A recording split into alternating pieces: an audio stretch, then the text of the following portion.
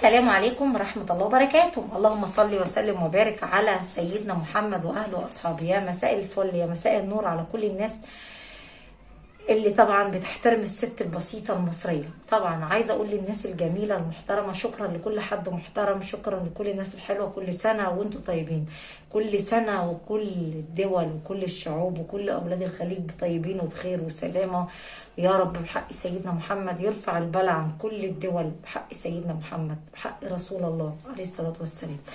على حسب ما هتشوفوا الفيديو مساء فمساء الفل، صباحا فصباح النور على كل الناس المحترمة، الناس الجميلة اللي بتحب الست البسيطة المصرية.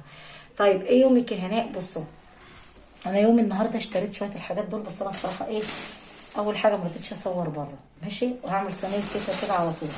ده 8 كيلو بن، ماشي، ده بن عندنا سايب من مطحنة اهو. ده تمن سعره 25 جنيه، ماشي اهو، عشان انا ما عنديش دول 2 بيض. البيض اللي انتوا عارفينه اهو. طبعا الاتنين البيض دولت بقوا بكام؟ ب9 جنيه، يعني قولوا 10 جنيه، ماشي. ودي علبة جبنة لبنتي جودي، دي تمنها 16 جنيه مصري. وده كيس بيكنج باودر لايه؟ للكيكه، صينيه الكيكه اللي هعملها ايه لبنتي، ماشي. ده ثمنه 3 جنيه مصري، ماشي كده عرفنا.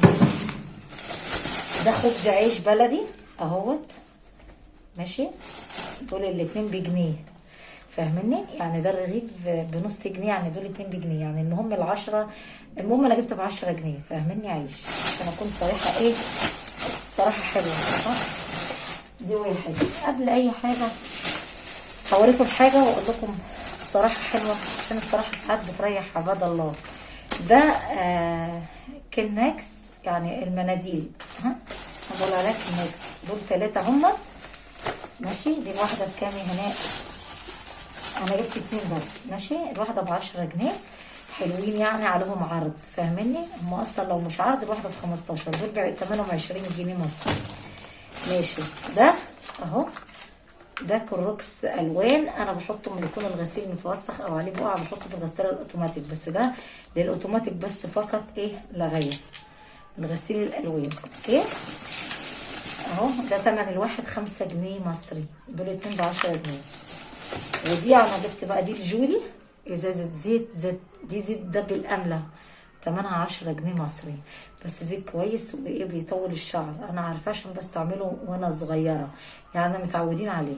قلت اجيب ازازه صغيره على قد ايه حالي، ماشي. دول هيخشوا فين؟ دول على التواليت، اوكي.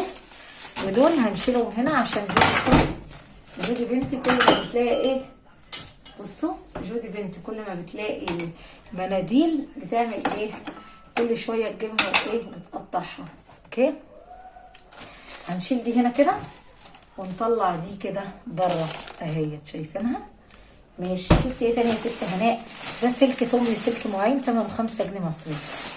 هنشيله بقى هنا ايه في ديت اللي هي التربو، ده بنحط فيه كل الحاجات الادوات. وممكن برضو نشيل ايه ده عشان في واحد في التواليت، هنحط واحد بس كده، فاهمين؟ نحطهم في التواليت ونطلع الزيت بس بره ايه في الدرج، ماشي اهو. طيب قبل اي حاجه احب اقول لست واحده بس، ست واحده، ايه هي؟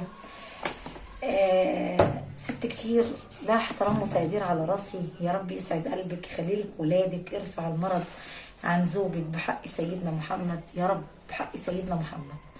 هي بنت السعوديه ست نوجه، يا رب يسعد قلبك، يا رب يبعد المرض عن ولادك ويديكي من عند الله ويرفع المرض عنك بحق سيدنا محمد. اللهم بارك لك في اولادك وزوجك، اللهم اسعد قلبك بحق الايام المفترجه دي، اللي طبعا داخله على الحزين حزين والفرحان فرحان، واللي عالم بعباد الله هو الله.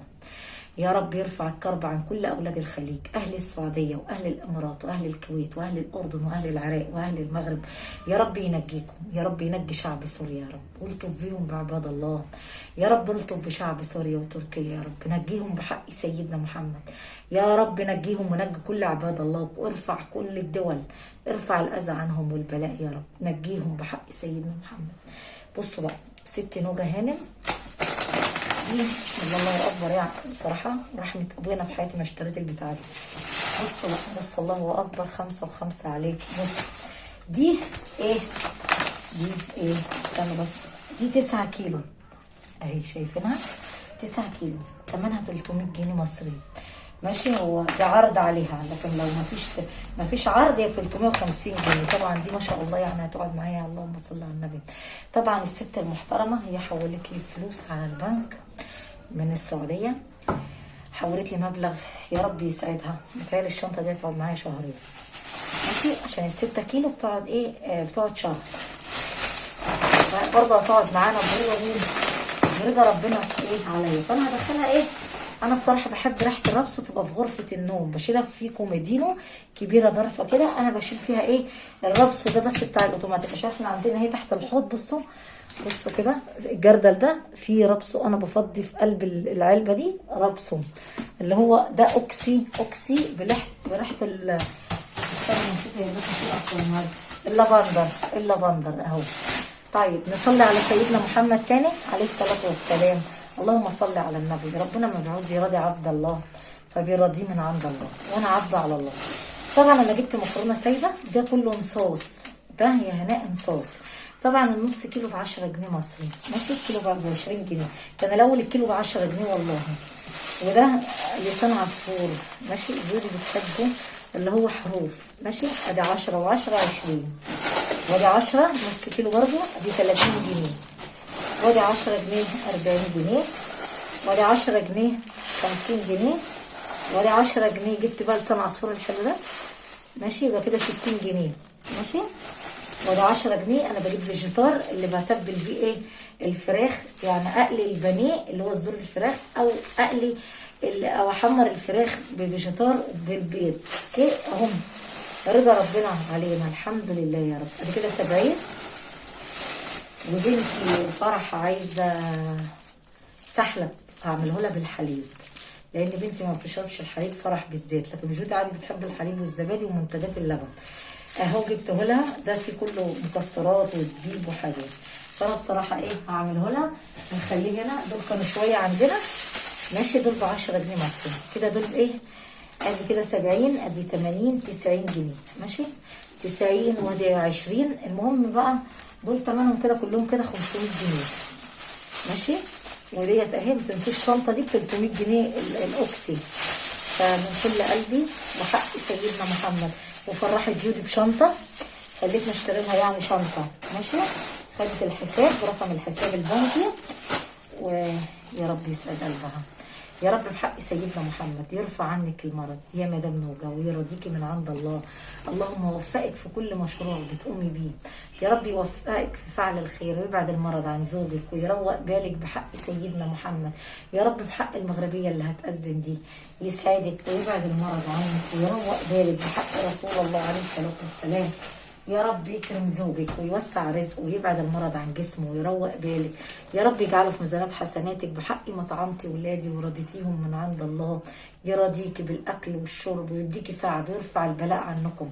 اللهم ارفع البلاء والاذى عن كل شعب الخليج، عن كل اولاد الخليج، يزيدهم مال على مالهم لانه بيرضوا عباد الله. اصلي على سيدنا محمد يديكم من عند الله. اما بقى جمهوري اللي كان بيتابعني ما بقاش الحمد لله بيتابعني، بس انا معايا ربنا. يا ترى لو انت شاهدت الفيديو هتخسر ايه؟ هتخسروا ايه؟ حرام عليكم كده. القناه دي انا عمري ما هقبض منها فلوس، فبس بحق سيدنا محمد كل حد محترم يا ريت يشاهد الفيديو ويحط كومنت حلو.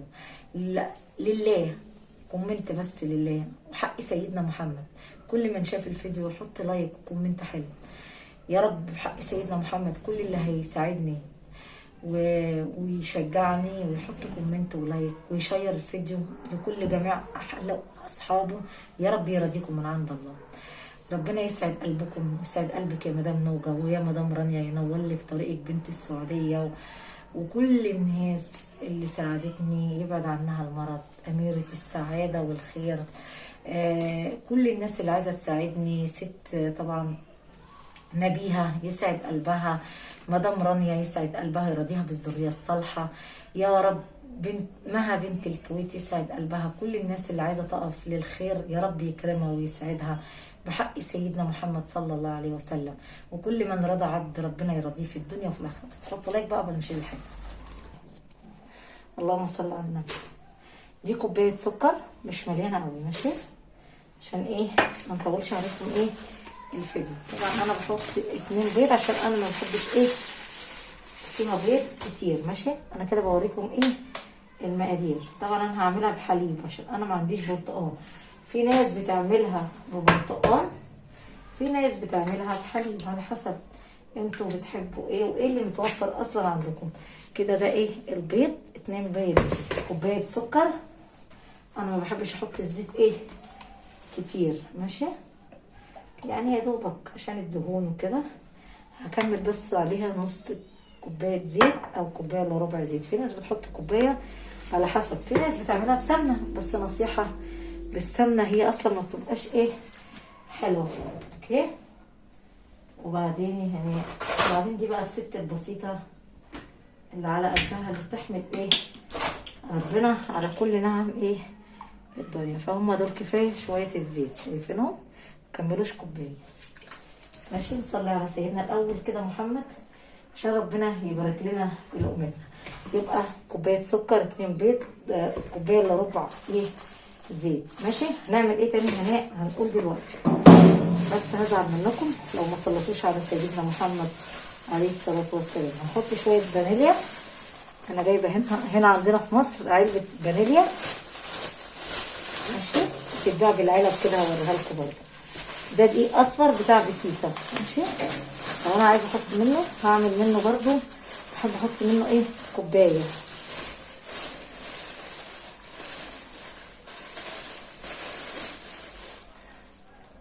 اهيت، الله اكبر، عزت لله. هفصل بس عشان ايه الاذان. دي الفانيليا حبيت اوريها لكم، دي بتتباع كده ب5 جنيه مصري. طبعا انا استنيت اما الاذان يخلص عشان ايه. طبعا انا حطيت دي 2 كوبايه دقيق، واحده اصفر. انا بحب اعملها بالدقيق الاصفر اللي هو بيتعمل منه دقيق بسيسه، اللي هو دقيق الذره الاصفر، يطعمها ويخليها حلوه، ماشي. اهي بصوا المنخل طلع نضيف. ده دقيق نضيف جدا، كيلو ب20 جنيه. هو دقيق حلويات وصحي وكويس. طبعا كده خلاص اهمت، خليهم هنا كده. احنا دخلنا وحطينا الفانيليا. انا كده بصوا اهو، ده المضرب الكهرباء، ومنه ايه هو اصلا بيشتغل بيلف، فاهميني؟ بس انا بلخص كده بسرعه عشان ايه نلخص وقت. طبعا هنحط ايه تاني هنا؟ هنحط كوبايه حليب اهي، كوبايه حليب كده محترمه، وعلى حسب هو عايز منك ايه. لو عايز تاني اديله حليب زي ما انتم شايفين كده، ماشي. اهي كده كله مع بعضه. لسه بقى نحط ايه باكنج باودر. طبعا هي دي الست البسيطه المصريه، الست اللي على بابا الله يعني، عشان ما اوسخش مواعين. في ناس بتحط هنا وهنا وهنا حاجات كتير، بس انا هوسخ كده مواعين، فاهميني؟ وانا عايزه اختصر وقت يعني. هنعمل ايه عشان نطعم نخلي طعمه حلو كده؟ ده جوز هند، فاهميني؟ ده جوز هند اللي احنا بنعمله الحلويات.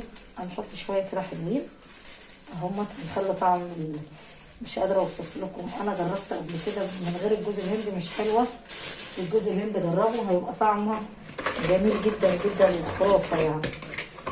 اهي كده احنا زودنا، بصوا بقت سايله ازاي. لازم تنعم كلها مع بعضها. طبعا انا عن نفسي ما عنديش المضرب اللي هو ايه كهرباء، ماشي. اهي وادي ايه الدقيق كده، ونصلي على سيدنا محمد عليه الصلاه والسلام، وربنا يبارك فيك. لا ده الله. اهي شايفين؟